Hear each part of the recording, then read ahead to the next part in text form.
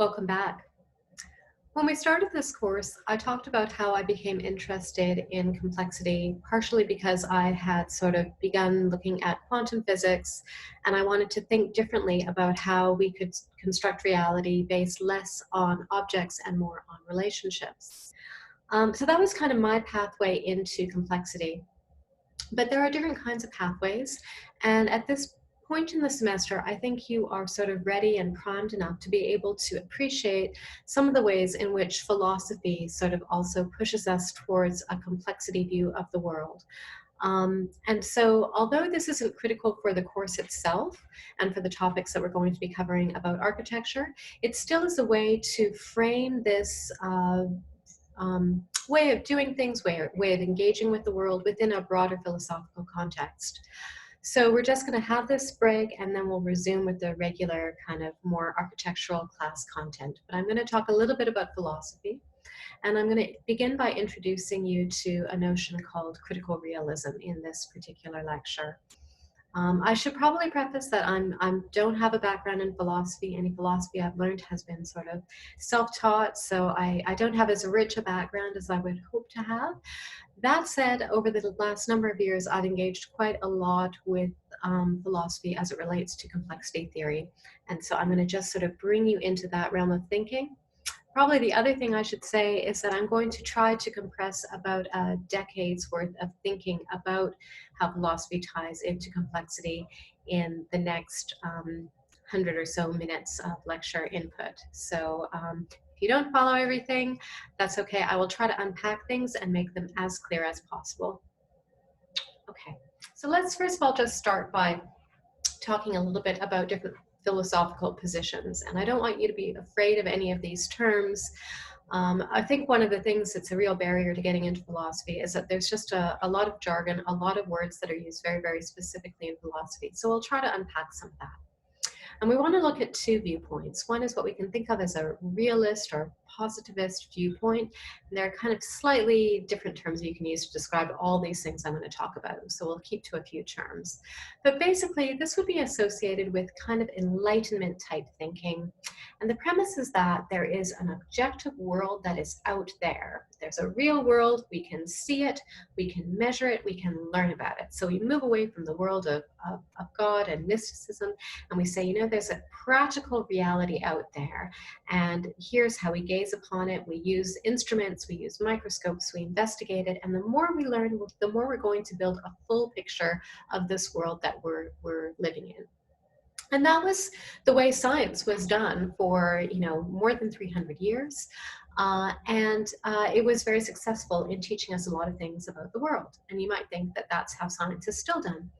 But a lot of the notions of realist philosophies sort of became criticized by something called constructivism or postmodernism thought or radical constructivism or phenomenology. All of these point to the fact that, well, how do we really know that there's a real world out there? We're only perceiving the world through our senses.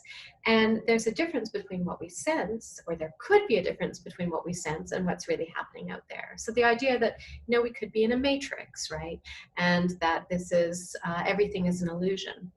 We have really a subjective world that we build inside our minds.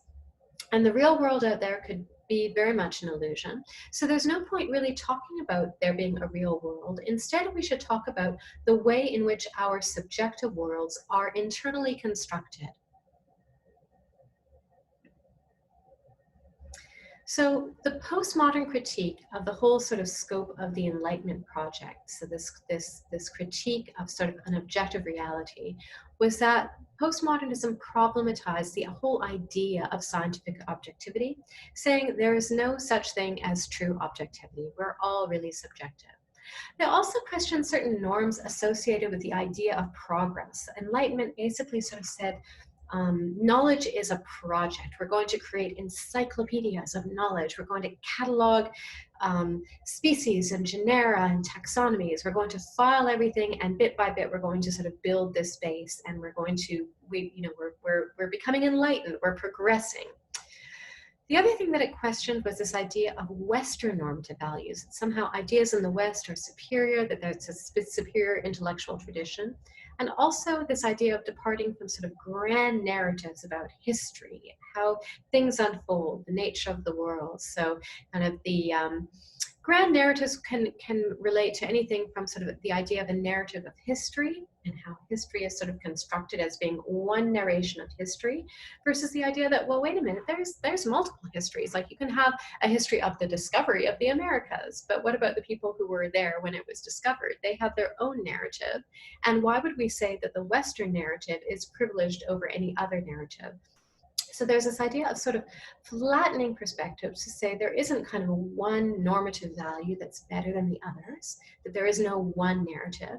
So instead, things become much, much more subjective, much more the idea that we have to sort of understand a multiplicity of narratives, and a whole kind of sidelining of the idea of there being one kind of objective truth that's out there.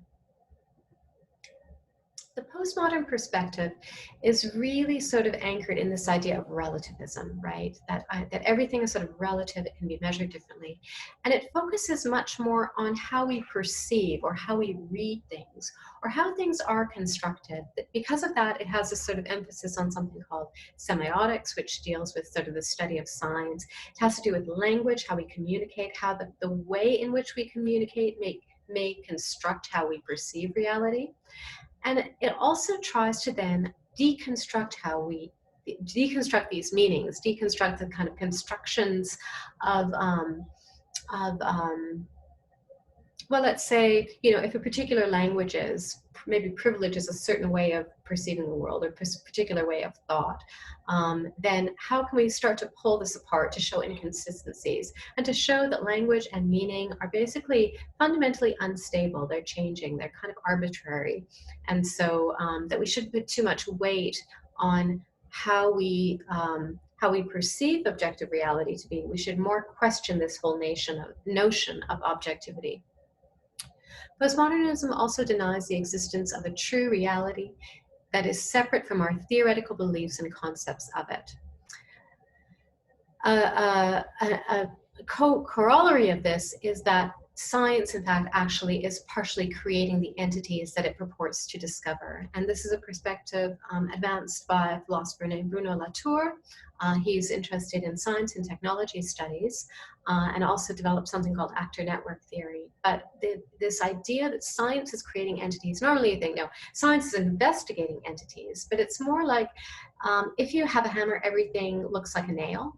And so it's kind of a little bit this idea in the sciences that you start to look at reality and question reality based on the tools that you have to question it with. And then you think that the reality is what you're looking at, but really you're just looking through a set of tools, and that is partially telling you what is worth seeing or not worth seeing, what you can marginalize or not marginalize.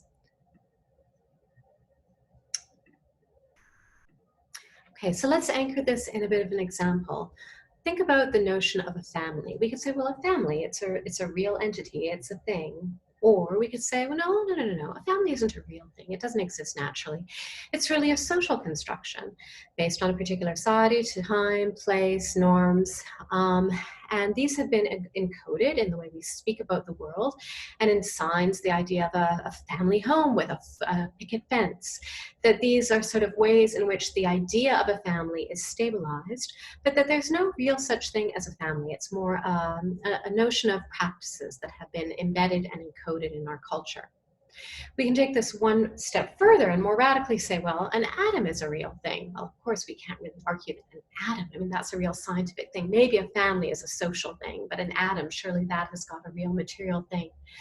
Or you could say, no, an atom is just a scientific construct based on patterns and norms of science culture that reinforces particular ways of knowing, kinds of instruments, and ideas around truth. Like, what does it mean to be objectively true in looking at things that are encoded through discourses and signs? So the postmodern kind of radical perspective, and sorry, when I say radical, I mean this is the postmodern perspective, but it's sort of more radically sort of looking at material entities, is to really destabilize everything that is external to us and say that effectively everything is much more fluid and unstable compared to how we tend to think about it in a common sense way that things are stable. Postmodernism rejects that. Okay. So enter critical realism. Critical realism, it wants to try to kind of balance out something about these two interpretations and create a way where we can actually begin to speak again about real things. Because one of the issues with the postmodernism perspective is that there is no real anymore. And so everything becomes a matter of sort of balancing perspectives and trying to understand how perspectives are formed, but there is nothing real that anchors these perspectives, that is left. All that is solid melts into air. Critical realism says, no, there is still a true reality that is existing independent of our interpretations. And so, we can look at this and say, there is something real out there, right? And then, I might have my interpretation of it. I might have my way of looking at this world. And you might have a different interpretation, a way of looking at the world, right? We have these filters, but there is still some real thing that is out there. And despite the fact that there are variations in the way we investigate or interpret reality, does not equate to variations in the fundamental nature of reality itself. So in a way, critical realism finds this place where it balances this idea of the fact that the positivists would say there's a real world, but the positivists would also say we can look at it objectively. The critical realists would say, well, we can't really look at it that objectively. They say that no, there are multiple ways of looking at the world, right? But there still is a world there to be looked at. However, at the same time, they say that even if this different ways of looking at the world, which we can talk about as methodological pluralism, even if that exists, that does not equate with judgmental relativism. And this is where there's this difference between postmodern way of thinking, is that everything is equal. I can have my read of history, you can have your read of history, someone else has their read of history. There's no grand narratives. All histories can be given different weight because there's nothing that makes one more relevant than another. Whereas the critical realists would say, just because we have different methodologies for looking at the world and that our views have some distortions, does not mean that the different ways of looking at the world are all equal. There is a way where you can sort of say, no, this way of looking at the world is yielding us better results, is maybe minimizing what appears to be sort of the difference between our model of the world and what we see in the world, that they seem to align more faithfully when sort of poked and prodded from different perspectives. So this is sort of the way of thinking in critical realism. Empirical evidence of reality. So when we think of empirical evidence, we have real things that we interact with, right? And this would be a piece of evidence about the reality of the pen. Is less fundamental, however, than the underlying mechanisms that generate that evidence. So I'll put away the pen. I'm not sure why I lifted the pen up, but there we go. We have phenomena in the world, right? And so we might have the phenomena of soap bubbles. And we can say, well, yeah, that is evidence that there are things that are bubbles out there. But we want to say that the way reality manifests itself, that phenomena, is not really as true as the mechanisms that lie beneath the phenomena. So what are the dynamics that generate bubbles? What are the forces that generate bubbles? If we observe phenomena in the world around us, that might point us to the nature of these underlying mechanisms. But critical realism says, we actually think the more true, the more real out there is these underlying mechanisms as opposed to these phenomena. The phenomena, they can come and go. They might appear more in different relative perspectives to us. But these underlying mechanisms, that's what we actually want to look to try to understand. And this gets us into an idea that slides from critical realism into more Deleuzean philosophy, which we'll get to, of the virtual versus the actual. So we have actual bubbles in the world, but think about this for a minute. Did a bubble exist in some sense before one was ever created for the first time, right? Did the nature of bubbleness somehow have a reality before manifested? And it's interesting because when you think about it, like a bubble, when you blow a soap bubble, it knows how to make its shape, right? And when we said there's something strange about cause and effect sometimes in complexity, it's like, well, the shape is already there, out there as a kind of a real thing before the bubble is ever blown, right? And so how does the effect sort of precede the cause?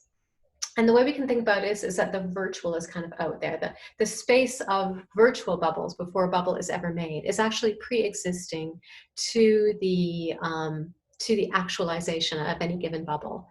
And the more real is the underlying mechanism that generates bubbleness versus the empirical but contingent manifestation of the bubble. So we can have all kinds of bubbles out there, but they're just happenstance. And I hope that you're relating this back to the idea of faces, right, that we slid around. And I keep giving that little analogy of sliding my faces around with these parameter bars that I hope you can sort of see in the screen in front of you or imagine that you're seeing.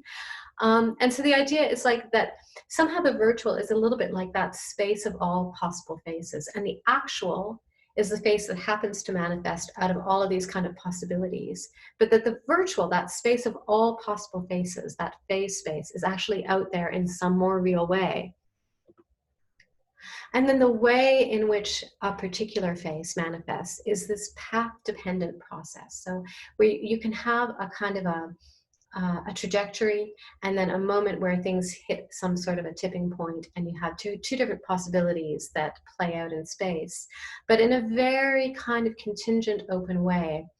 Why is this important? It's sort of like, if you get too fixated on the fact that there is a given face, right, and you're going to analyze that given face, and you're going to, give that particular given face a lot of credence to it, it's sort of like you're prioritizing the wrong thing because, well, that face could just as easily have been some other face if there had just been this slight variation.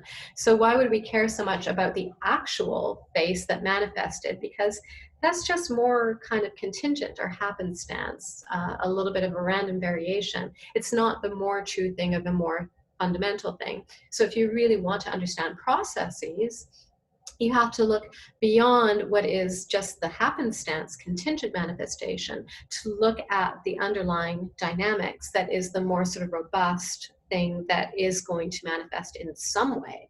And we want to understand the mechanisms whereby that some way actually occurs. So critical realism really coincides with this complex adaptive system philosophy of meaning because of this sort of emphasis on a non-linear cause and effect, where different causes can lead to the same effect, and sometimes the same causes can lead to very different effects. We saw with the butterfly effect that you can have like a very sort of minor shift in initial conditions can lead to a very, very different outcome trajectory. At the same time, because sometimes there's constellations of causal forces at play, and the way these are enacted are very contingent, that you can have what you see as the same effect being generated by different causes. And when I say that, I mean, just consider, for example, this bubble, right, that's sitting over here. Why this bubble at that mark in space as opposed to this mark in space? Why this size as opposed to some other size, right? Why this position as opposed to some other position in space? And you realize that, well, I mean, you have to start thinking about all the parameters because, well, maybe it's how, the pressure that she blew the bubbles, or maybe it's the wind direction, or maybe it's the nature of the soap solution that she was working. There are constellations of causal forces that could lead to a bubble being exactly located in that moment in space, but there's nothing special about that bubble itself. It's the forces that led to the bubble being there that are the more true thing, the truer reality that critical realists want to look at. Okay, so we have then this idea of history mattering. There's not just one history, but there are historic multiplicities that might equally have been enacted and are therefore in some way just as real as the contingently enacted. So when we talk about this in this way, I mean, that some other history is just as real, the idea is that if a bubble could equally have been here versus here, then the fact that this one is here is just a historic kind of anomaly. It could have easily been there too. So if we want to understand the system as a whole, we have to understand like all possibilities of bubble placement, the entire phase space of bubble placement, rather than this kind of random contingent disappearing bubble act. All right, so I moved to this slide, and I don't know how many of you have seen this movie. If you're from a North American cultural background, good chance, because this is the movie It's a Wonderful Life. And in the US and Canada, every Christmas time, you are going to see this somewhere on television. And it's a beautiful Christmas story where our hero, Jimmy Stewart, gets a chance to see what the world would have been like had he never been born, because he goes through an identity crisis and he says, I wish I'd never been born. And then an angel comes and grants him his wish, and he's able to see what might have been enacted in his world had he died in an accident as a child.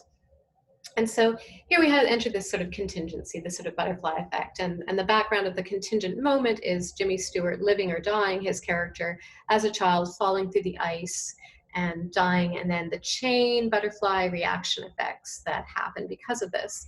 And there are two histories that play out. One is Welcome to Bailey Park, which is a wonderful suburb for people to live in, and the other is here's Pottersville, you know, which is led by the evil developer who wants to throw people out of their homes and starts running, you know, bad businesses and gambling houses. So it's sort of this idea of the fact that, well, if this was such a random moment, then rather than sort of considering the Bailey Park history that happened to play out as being a very real history, no, it's just an accident. Okay. So we can relate this to this idea of a pendulum swinging. And this particular pendulum is a double pendulum. And what's interesting about a double pendulum is it displays very complex behaviors. And before we swing the swing, I guess because it's a double pendulum, I put the word swing in twice. Before we swing the pendulum, we could imagine that all trajectories, behaviors, how this thing is going to move are possible. And it is when we actually do swing the pendulum that we see one particular pendulum behavior playing out. But we can't really understand that behavior if we just look at that one aspect, that one manifestation. It's just a kind of random manifestation. It's never going to repeat itself. So if we want to understand reality, we want to understand the space of all possible pendulum swings, which you can relate back to this idea of phase space. And just as a side note, the way in which it swings follows these sort of power law distributions and follows the bifurcation diagram. It does all those things that we love to see in complexity. All right, back to bubbles. I seem to be obsessed with bubbles in this lecture, and for whatever reason, they're a fun analogy. So let's compare these different perspectives. Postmodernism would say there is no real bubble, only ideas about bubble phenomena and cultural constructs surrounding these ideas. We understand reality by probing or deconstructing these constructs. So if you've heard the word deconstructivism, this is related to postmodernism ideas, where we're trying to pull apart these cultural constructs that, you know, make a bubble a stable thing. But no, it's really just a really relative thing, and we can't really say anything about bubbles themselves. We can only talk about, you know, signs surrounding bubbles and ideas around bubbles and ideas that maybe associate them with childhood and play, but they could be associated with other things, yada, yada, yada. The positivist perspective is that the bubble, no, it's real. We can measure it, we can learn about reality, we can observe how bubbles interact, we understand reality by probing bubble behaviors and their regularities, right? And so you're focusing on the object itself, whereas the critical realist would say the bubble is one contingent manifestation of a deeper mechanism at work. Our experience of bubbles is also mediated by culture and senses. We understand reality by postulating what the underlying mechanisms might be that align with our various bubble encounters. So there's this idea of being a critical realist is that it's a bit about, yeah, you know what, we want to kind of understand reality, but we also have to be a little bit critical of the limits of our knowledge. So we do understand that there is kind of a limitation around mediation by our senses and by what culture is telling us about things. that sort of enslaves us to particular ways of thinking about the world that's very hard to move outside of. But that despite this, that knowledge is not altogether relative, that we gradually, we have sort of, we speculate about the nature of what forces might underlie bubbleness. We get closer to the true underlying mechanisms by these investigations that sort of align, or by these investigations that postulate what might align with various bubble encounters in terms of what we see these underlying mechanisms as being. Okay. So the next part of this is to weave this together with notions proposed by the French philosopher Gilles Deleuze. Deleuze is famously famous for the difficulty in getting into his texts and his ideas. He uses very difficult language. We don't have any Deleuze readings, but we do have readings by Manuel de Landa. De Landa interprets a lot of Deleuze's work, filters them through also complexity theory, and makes them much more understandable. But Deleuze wrote a very important text called Difference and Repetition. And we can relate this idea of critical realism to Deleuze when we think about this idea of difference as really being about these contingent manifestations, all the bubbles that happen to be out there in the world. And repetition is the idea of the underlying mechanism, the underlying phase space of all possible bubbles that actually stays consistent. So we're looking for what are the things that are different and what are the things that repeat. And we get away, what Deleuze wants to do is he wants to get away from these sort of Platonic formal ideas about the idea that we understand reality by looking at things. He wants to understand reality by getting this better understanding of, no, what it's not about things, it's about processes, and it's about sort of these contingent manifestations. So we have manifestations versus mechanisms. And let's think about this for a second. So a chair is a manifestation. And if you were a positivist, or if you thought sort of in a Platonic way, you could say, well, what is a chair? You know, we look at it, that's a chair. We can look at the picture and it's a chair. But when is a chair a table? So think about that. If we're defining the space of possibilities of chairs, when is a chair a table? Or alternatively, you could say, well, when is a table a chair? So, all right, well, could a chair be a table? Think about what would that mean? Okay, I mean, you're sitting at a party, you pull up a chair, you put your plate onto it, the chair is now a table. When is a table a chair? Well, you're at the same party later on and the chairs are all full, so you sit on a table, right? Hopefully people have cleared their plates away. So there's something weird happening here. We know what we're talking about when we're talking about a table, and yet it's not about the identifiable thing that we're looking at, the thing that looks like a chair that has this shape. It's much more about something beneath that physical identity. It's about a kind of relation that we move into with the chair, where we can pull out chairness from a table or from a whole host of other things, depending on how we engage with that thing. So you see how kind of like the objectness of chair is destabilized, and it turns more into, well, is there something that is sort of more true of chairs? And so let's take it a little bit one step more abstractly. I can say, you can read this sentence. This is a sentence on a page. Now, you know what I mean when I'm writing that, right? This is a sentence on a page. You're reading it. But you're reading it on a computer. It's not a page. I mean, this is a page, right? I can't see it because of the background. This is a page, but that's not really a page. But it's not, clearly there's something about pageness that you understand that doesn't have to do with a physical sheet of paper. But it gets even weirder because we can say, well, this sentence, I'm writing it right now, it's appearing on your screen, but we can imagine that maybe in 40 years there'll be some technology where you can write this, you can watch this PowerPoint, and it won't be on a screen, it'll be like, you know, dissolved in the air in front of you, or through some technology that beams it up, so the page will be in the air. So there may be pages that don't yet exist that are still pages, but they've not yet manifested. So what is the thing that makes a page before a page even exists? This is sort of goes back to the question of, did the bubble in some way exist before one was ever blown? Does that notion of what there may be all kinds of pages that I've never even thought about that are still somehow out there waiting to be discovered, some pageness quality. And we're not going to get at that by trying to understand a page by looking at this thing, right? That doesn't help us. We have to get into a different sort of level. So this is a useful chart that I found online. I probably should attribute it, so sorry about that. Maybe I'll post it on the video. The idea that there's sort of this, Venn type diagram, right? And we have like, over here, what we actually see, the empirical observed experiences, right? Those are the things that we happen to see, the faces we happen to see. And then there's the actual, this realm of the actual is events that might have been generated by mechanisms. So like all the populations of faces that could have been generated. And then the real is those mechanisms that have generated the actual events. And that is sort of what critical realism is interested in probing, is trying to understand this level of the real.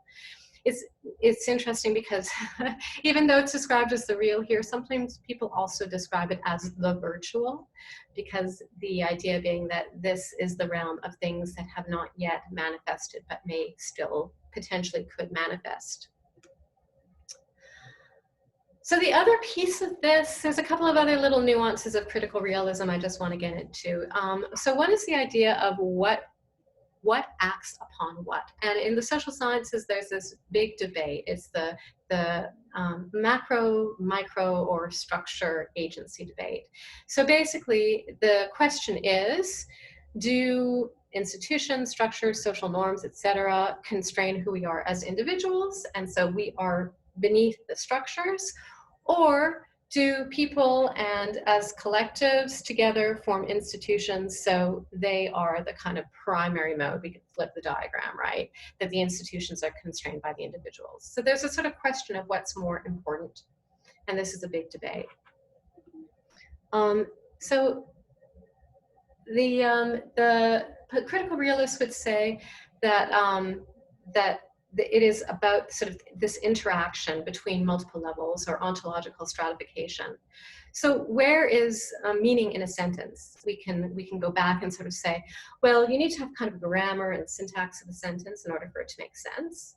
So that is sort of one level of meaning, right? But then you also have the individual words in the sentence. So, well, no, you can't have the grammar without the words. So the meaning must come from the words. But then words are kind of very contingent on how they are arranged together. So no, the meaning has to come from the structure. And then you kind of keep going back and forth. Well, is it the words giving meaning, or is it the structure giving meaning? And it's kind of this weird interaction. So meaning is in some way emerging from this interaction between this multiplicity of levels. So you can't locate meaning in one space or the other. You have to kind of move between. And so what this also means is that it kind of suggests a kind of a flat ontology, where you don't privilege one kind of form of agency over another, where instead all kinds of entities co-constitute one another without one being primary and holding down the other, without one being more fundamental. The word for this is imbrication. It's kind of like intermeshing. Imbrication of entities into actant assemblages, which we're going to talk more about assemblages. But to give you an example of what an actant assemblage would be, who wrote this lecture, right? So you could say, well, hey, I wrote this lecture, right? I did all this great thinking, and I came up with this lecture, and so I wrote this lecture.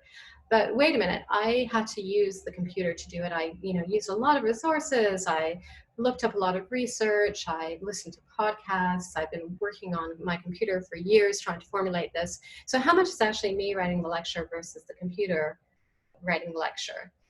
I'm sort of entangled in a weird way with the computer, where it's difficult to sort of say, where does my agency start and where does the computer agency end? And you could think about this as well in terms of writing a story, right? So before we had computers, we would be, I've got my pen again, so we'd be writing on a piece of paper. And you could say, well, what writes the story? Is it the writer, or is it the fact that they now have these tools, this pen and paper, that gives a different power to the ability to record thoughts and remember where you were and sort of refine things and strike things out and begin again. So is it you writing the story, or is it you combined with pen and paper that makes the story?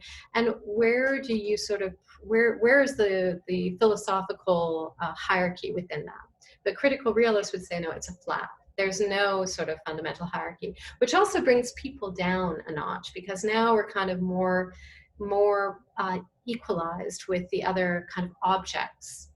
So flat ontology sees humans as caught in imbroglios with other objects, these intertwinings that never cease to surprise us, and such that we are unable to determine where our agency begins or ends, or whether agency is coming from non-human objects or from ourselves. This word agency, we tend to think about it as being associated with something that can think, that can act. So if a pen can't think or act, how can a pen have agency? But if the pen gives me an ability to do things I could never do before, then is it exerting its own agency? Okay, so this idea, this whole idea of these kind of intertwinings, these with things, it actually dovetails in an interesting thing with, in an interesting way with quantum physics, where in quantum physics, one of the kind of perplexing qualities of quantum phenomena is that before observations, waves spread out over space and time. But so left to its own, you can have particles that act as waves spreading out. But as soon as you observe that particle, the wave function collapses and becomes localized in space and time. And so suddenly you have this situation where the act of observation is part of what is forming this thing. So you can't really talk about this thing without talking about it being co-constituted with the human agent interacting with it, or at least its identity becomes a different identity once it is engaged in this assemblage with a person who is looking at it. There's this kind of curious dovetail. We're not going to get into that in a big way, but we are going to talk more about this idea of assemblages. Thanks, and we will continue on with the next segment in a moment.